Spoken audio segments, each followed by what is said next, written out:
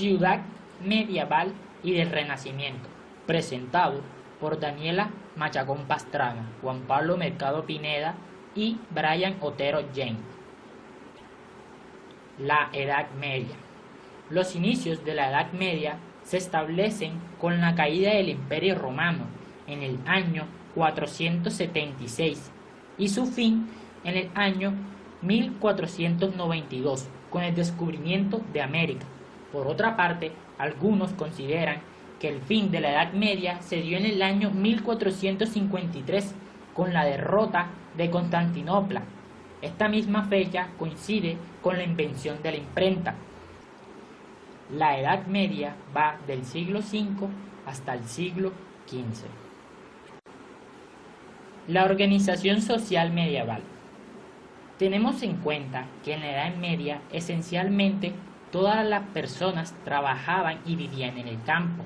Significa que era todo muy rural. Los campesinos se organizaban alrededor de sus tierras. Ellos mismos organizaban los cultivos, la recolección y en algunos casos dictaban sus leyes. Estas comunidades fueron absorbidas por religiosos, los cuales las tierras habían sido entregadas por el rey. A este sistema se le conoció como feudal o feudalismo. En la imagen podemos ver una pirámide de la clase social medieval, la cual encontramos en la cúspide el rey, seguido por el alto clero y alta nobleza, y más abajo encontramos bajo clero y pequeña nobleza. Estos eran los estamentos privilegiados. Por último, en la base de la pirámide encontramos los estamentos no privilegiados, a los cuales pertenecían los siervos y campesinos. El rey y su familia. El rey era la máxima autoridad de un territorio. Él estaba por encima de todos en la pirámide. Los nobles y siervos que juraban lealtad a él estaban protegidos. A los nobles se les entregaban tierras en modo de gratitud para que las cultivaran y las protegieran cuando el rey los necesitara. El rey era el único que dictaba las leyes y podía repartir justicia. También era el jefe del ejército. Nobles y alto clero. Los nobles se encargaban de proteger los territorios y de aquí nace el caballero. Recordemos que los nobles eran los dueños de las grandes extensiones de tierras dadas por el rey. Hay que destacar que en los nobles se distinguían rangos, entre los cuales los más representativos eran los marques, condes y duques. De los nobles salían lo que conocemos como alto clero, que eran arzobispos y papas. Eran personas que tenían dinero y se encargaban de predecir o hablar sobre la palabra del Señor, la religión católica. Pequeños nobles y bajo clero.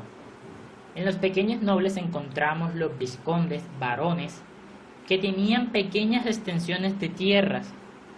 Además, aparece un tercer rango que estaba conformado por caballeros, los cuales tenían caballos, armaduras y armas. Hay que destacar que el bajo clero estaba conformado por personas que venían de la clase social pobre. Estos eran monjes y monjas, los cuales se dedicaban a rezar a Dios, transcribir las Santas Escrituras a latín. Campesinos libres o siervos. Los encontramos en la base de la pirámide de las clases sociales. Estos eran los estamentos menos privilegiados. Los campesinos se dedicaban a trabajar la tierra desde que salía el sol hasta la puesta. Sus cosechas pertenecían al rey y a los nobles. Por ende, su vida era un poco miserable, se encontraban en decadencia, además de que era monótona. La ciudad medieval. La estructura de una ciudad medieval consta de 5 componentes fundamentales. Encontramos la muralla exterior, la muralla interior, la plaza de mercado, el ayuntamiento y por último la catedral. La muralla. La inseguridad ante las constantes invasiones hizo que las ciudades se fortificaran con estas murallas y se localizaran en zonas de difícil acceso. Cabe destacar que las murallas cumplían un papel fundamental para la protección de las ciudades y en especial para la protección del rey. Las calles. Las calles resultaban irregulares por la topografía en que se encontraba la ciudad.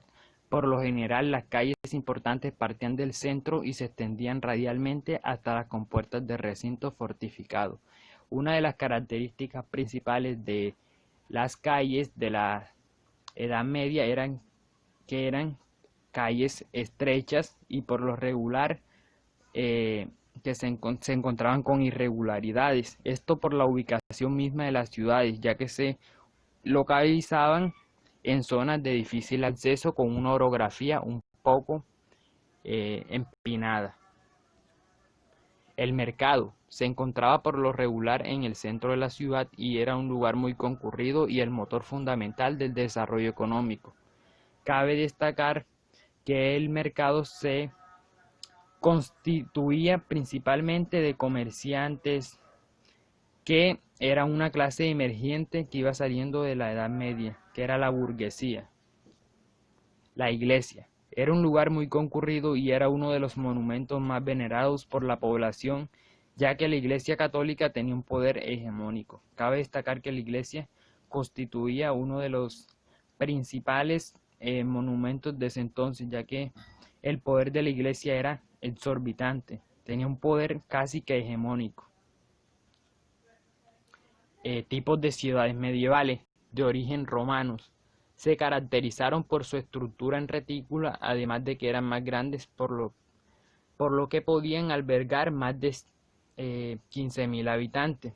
Cabe destacar que estas ciudades fueron vestigios de la caída del Imperio Romano y entonces esas ciudades quedaron abandonadas y después fueron repobladas. Cabe destacar que dentro de las ciudades de origen romano encontramos uno de los inventos más importantes de los romanos, que era las calles. Encontramos las calles y encontramos la plaza que se encontraba en el centro. Ciudades bástides. Eran pequeños núcleos rurales en los que la agricultura cumplía una parte importante. Su trazado era reticular, formando parcelas rectangulares. Cabe destacar que estas ciudades se constituyeron como pequeños núcleos, en los cuales los habitantes se dedicaban fundamentalmente a la agricultura y, por lo general, estas ciudades eran construidas por los señores feudales. ¿Para qué? Para proteger y para satisfacer las necesidades de las ciudades más grandes. Organización económica de las ciudades medievales. En la Edad Medieval se llevaban a cabo unas actividades que permitían el desarrollo de la economía. Entre estas actividades podemos encontrar la agricultura, la ganadería, el comercio y los gremios artesanales. En el caso de la agricultura, durante la época medieval, esta era la base de la economía y generadora de riquezas, ya que poseer tierras hacía a las personas privilegiadas. El trigo era uno de los cultivos de mayor importancia. Se llevaba a cabo especialmente en el norte de Europa. Las huertas de frutas y hortalizas también eran muy comunes, al igual que los cultivos de regadío y las tierras de secano destinadas a cultivos de cereales. Para que en la Edad Medieval se diera un avance en la agricultura influyeron tres factores, como lo son el aumento de la población, las áreas tecnológicas y las condiciones climáticas. En el aumento de la población, debemos saber que en Europa para el año 1000 vivían alrededor de 40 millones de personas y para el año 1250 la población aumentó a 75 millones de habitantes. En las áreas tecnológicas debemos saber que estas fueron de vital importancia para la expansión agraria, ya que permitieron mejorar las condiciones de vida de la sociedad, y los principales avances tecnológicos fueron la utilización del arado de reja y vertedera en sustitución del arado de madera. El caballo se volvió un animal de tiro que podía ayudar a mejorar las tareas agrarias que se realizaban con el buey debido a que éste era muy lento, y el barbecho empezó a ser sustituido por la rotación trienal de cultivos, y solo una tercera parte de las propiedades quedaban sin cultivar durante el año. Por último, las condiciones climáticas que entre los siglos 6 y 8 se produjeron debido a un cambio climático óptico con temperaturas suaves y precipitaciones suficientes. En la Edad Media, la producción agropecuaria se desarrollaba principalmente en el norte de Europa. Esta suministraba productos aptos para el consumo humano, productos alimenticios, prendas de vestir, manuscritos y productos artesanales. En los productos alimenticios se encuentran las carnes y los derivados lácteos, es decir, yogur, queso, leche, etc. En las prendas de vestir, estas eran elaboradas a base de lana y de cueros, igual que los manuscritos y los productos artesanales.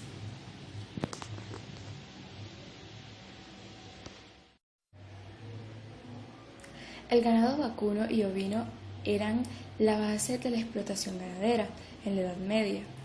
En el caso de la oveja, específicamente la de tipo merino, esta era poco apropiada para la producción de carne y de leche. Sin embargo, proporcionaba una lana larga, blanca y fina, muy apreciada en toda Europa. En el caso del ganado vacuno, este era apropiado para la producción de carne y de leche.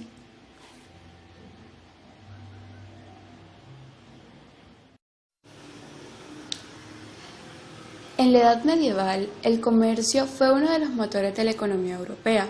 Aparte del comercio local, se produjeron importantes intercambios de productos necesarios para el hombre medieval.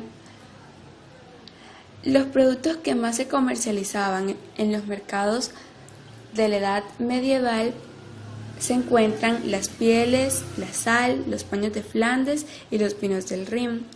Como ya les había comentado, las pieles más solicitadas eran las de la oveja merina, ya que éstas producían lana de calidad. Su lana era súper larga, blanca, fina y demasiado apreciada en Europa. Esta lana era procedente de Europa del Este. La sal era precisa para la conservación de alimentos. Se compraba en las minas alemanas o en las salinas de las costas atlánticas. No está de más recordar que la sal es el único mineral apto para el consumo humano y que en la Edad Medieval era tan importante como es el petróleo hoy día para la sociedad. Bueno, los paños de Flandes provenían de Italia y los vinos del Rin provenían del este de Europa, al igual que las pieles.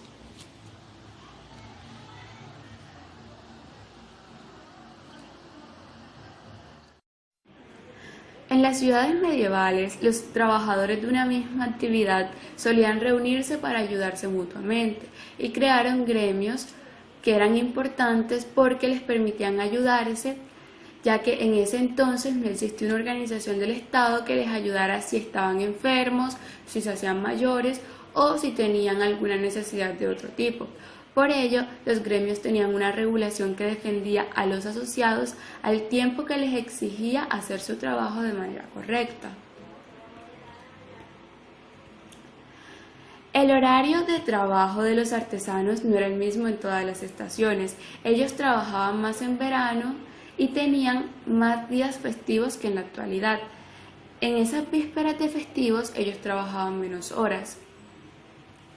Los gremios artesanales también controlaban toda la actividad artesanal y evitaban la competencia, facilitando las materias primas a todos los componentes de los gremios a los mismos precios y fijando el tipo y la cantidad de productos. Como podemos observar en la presentación, algunos de los oficios artesanales que se encontraban en el gremio eran de zapateros, panaderos, tintoreros, carpinteros, sastres y herreros.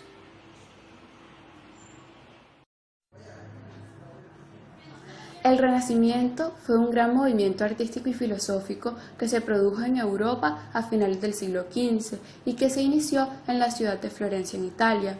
Este movimiento se manifestó particularmente en las artes, admirando y tomando como modelo a la antigüedad clásica y su antropocentrismo. El movimiento renacentista dio interés preferentemente al cuerpo humano, cuya anatomía se estudió y copió cuidadosamente. El nombre del Renacimiento alude a lo que este movimiento quiso ser, un renacer de la cultura grecolatina. No está de más recordar que el Renacimiento se da después del periodo de oscurantismo que se dio en la Edad Media. Organización social del Renacimiento. El Renacimiento surge en Italia en el año 1400. Este marca el gran salto que se da de la época medieval a la era moderna. Las clases sociales del Renacimiento estaban compuestas de la siguiente manera en una pirámide. En la cúspide encontramos el rey, seguido del alto clero y la alta nobleza. Más abajo encontramos el clero medio y la nobleza media, seguida del bajo clero y la baja nobleza. Un poco más abajo encontramos los burgueses o ricos, junto con los niveles modestos. Y por último, en la base, como siempre, los pobres, los menos privilegiados. El rey, en la era del Renacimiento, seguía siendo la máxima autoridad y era dueño de uno o varios reinos. El objetivo de los reyes en la edad del Renacimiento era impulsar o crear estados modernos.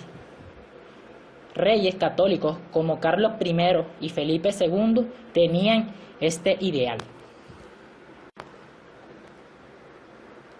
Alto clero, conformado por arzobispos, obispos y cardenales. Eran pertenecientes a la clase social de los nobles, pues eran personas adineradas que podían estudiar las diferentes escrituras, leer y escribir. Se encargaban de ofrecer exclusivamente servicios religiosos. Además, eran consejeros del rey. A esta misma clase social se le suma el clero medio, que estaba conformado por abades y curas, que también ofrecían los mismos servicios religiosos. Por último, en el escalafón tenemos el bajo clero, que estaba conformado por monjes, monjas y frailejones, los cuales se dedicaban netamente a transcribir las santas escrituras, a cuidar los monasterios y a cultivar dentro de ellos para su alimentación. Alta nobleza. Conformado por príncipes, condes y duques, ellos constituían las familias con mayores extensiones de tierra y gran fortuna acumulada. Seguido de esta, la media nobleza. Estaba conformado por los caballeros y nobles de toga. Los caballeros eran los que peleaban las guerras en nombre del rey, y los nobles de toga habían comprado títulos. Por esta razón se creó esta nueva clase social. Por último tenemos baja nobleza. Estaba conformado por familias que no habían tenido éxito en sus finanzas, solamente intentaban demostrar que tenían grandes riquezas, pero estaban en bancarrotas. burgueses o ricos. Los pertenecientes a esta clase social eran ciudadanos comerciantes, inversionistas y propietarios de tierras.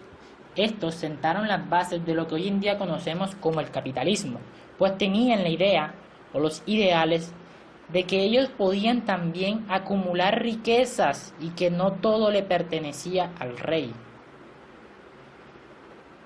Niveles modestos o clase media. Eran bastante reconocidos en la sociedad, pues eran artesanos, escultores y artistas. Entre estos tenemos Leonardo da Vinci, Miguel Ángel, entre otros.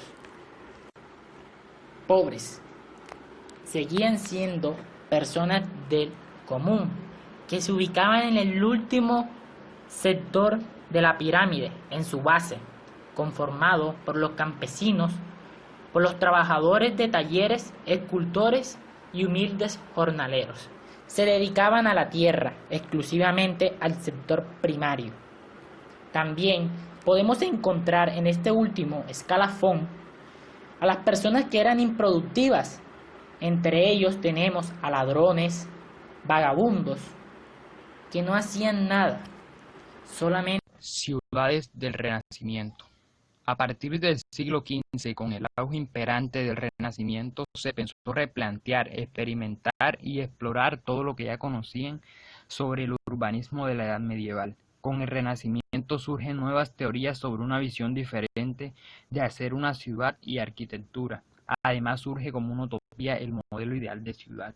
Cabe destacar que una de las principales características del Renacimiento se basó en la búsqueda de la serenidad y el equilibrio que proceden de la armonía del todo. En estas características, la serenidad, el equilibrio y la belleza influyen en el urbanismo de ese entonces. Características generales del urbanismo renacentista. La regularidad. Las ciudades tienden a formas que recuerdan la circunferencia, estrella, octágono. Se intenta mantener la regularidad en la altura de los edificios. Cabe destacar que la regularidad entra como un factor fundamental el equilibrio. El equilibrio era uno de los pilares del Renacimiento, una de las características del Renacimiento. El esteticismo. En este campo se desarrollará una importante arquitectura paisajística que tratará de combinar e integrar construcciones y naturaleza. Estas ciudades que se construyeron desde este punto de vista estético se consolidaron se basaron como una armonía entre la naturaleza y el ser humano. Y esta característica repercutió en el urbanismo de ese entonces. Características generales del urbanismo renacentista: las calles, alineaciones rectas ortogonales.